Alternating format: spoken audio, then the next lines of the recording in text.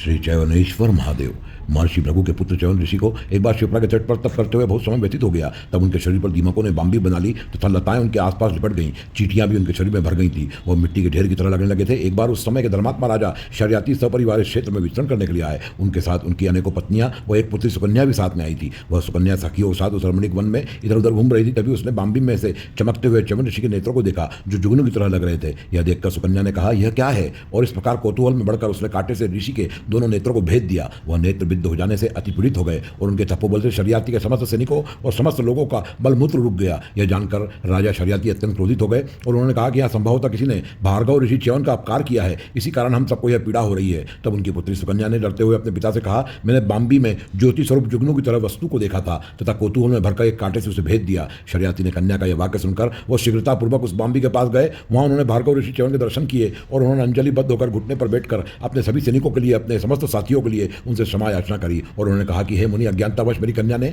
आपका अपराध किया है, आप इसे क्षमा करें। मैं दृढ़तापूर्वक अपनी कन्या आपकी सेवा में आपकी पत्नी के रूप में प्रदान करना चाहता हूं। आप प्रसन्न होकर उसे ग्रहण करिए। राजा का यह वाक्य सुनकर महर्षि च्यवन कहने लगे कि हे राजन, यदि आप अपनी कन्या मुझे प्रदान करते हैं तब मैं अवश्य आपको क्षमा करता हूं। मुनि का यह वाक्य सुनकर राजा ने उनको कन्या दान कर दी। वे कन्या पाकर राजा पर अत्यंत प्रसन्न हो गए। इस अवसर पर राजा शर्याती अपनी राजधानी लौट गए। इधर वह सुकन्या च्यवन ऋषि के पति के रूप में पाकर उनकी नियमित सेवा करने लगी। कुछ समय व्यतीत होने पर एक बार अश्विनी कुमार द्वय का च्यवन ऋषि के आश्रम में आगमन होता है। वो दोनों उनकी पत्नी सुकन्या को देखकर कहते हैं कि तुम इतनी रूपवती होकर भी इन बूढ़े पति की सेवा कर रही हो। सुंदरी, तुम हम दोनों में से किसी एक को अपने पति के रूप में वर्ण कर लो और इन बूढ़े ऋषि का त्याग कर दो। तब वो सुकन्या कहती है कि मेरे पति ही मेरे परमेश्वर हैं, मैं उनकी सेवा करूंगी और आप इस तरह मुझसे बात नहीं करें, अन्यथा मैं आप दोनों को श्राप दे दूंगी। यह सुनकर अश्विनी कुमार द्वय सुकन्या से कहते हैं, हम आपके पति को नव यौवन प्राप्त करा देंगे, आप हमें अपने आश्रम में आमंत्रित करें। तब सुकन्या यह सारा वृतांत जाकर अपने पति च्यवन ऋषि को बताती है। तब च्यवन ऋषि अपनी सहमति देकर उनसे कहते हैं कि उन दोनों को आश्रम में आमंत्रित करो। तब दोनों अश्विनी कुमार उनके आश्रम में जाते हैं और एक औषधिक कुंड में च्यवन ऋषि के साथ उसमें डुबकी लगाते हैं। कुछ देर उस कुंड में रहने के बाद जब तीनों बाहर निकलते हैं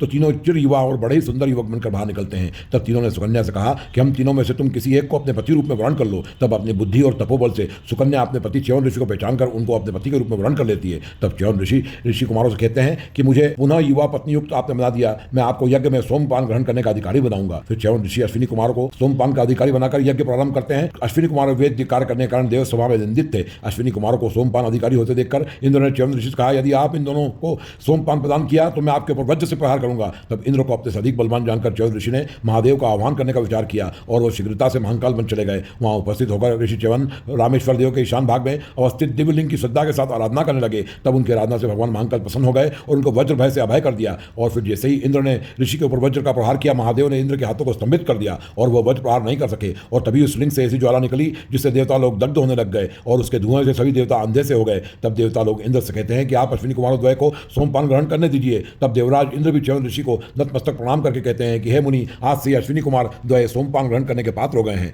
यह मैं आपसे सत्यनिष्ठा से कहता हूं, आपने लिंग के प्रभाव से मुझे निष्प्रभ कर दिया। आपके द्वारा आराधित यह लिंग अब से श्री च्यवनेश्वर महादेव के रूप में प्रसिद्ध होगा। जो व्यक्ति भक्तिभाव से श्री च्यवनेश्वर महादेव की अर्चना करते हैं वे जन्म में से किए गए सभी पापों से तुरंत मुक्त हो जाते हैं। और जो मनुष्य नित्य च्यवनेश्वर के दर्शन करते हैं वो जन्म, दुख, जरा तथा रोग से रहित होकर मोक्ष लाभ करते हैं। इनके दर्शन करने से व्यक्ति की सभी अभिलाषा पूर्ण होती है। जो व्यक्ति इन पाप हारिणी कथा को सुनता है वह पुण्यात्मा व्यक्ति भगवान शिव के लोक में गमन करता है। वर्तमान में यह लिंग उज्जैन के इंदिरा नगर मार्ग पर ईदगाह के पास श्री पुरुषोत्तम सागर के सामने स्थित है।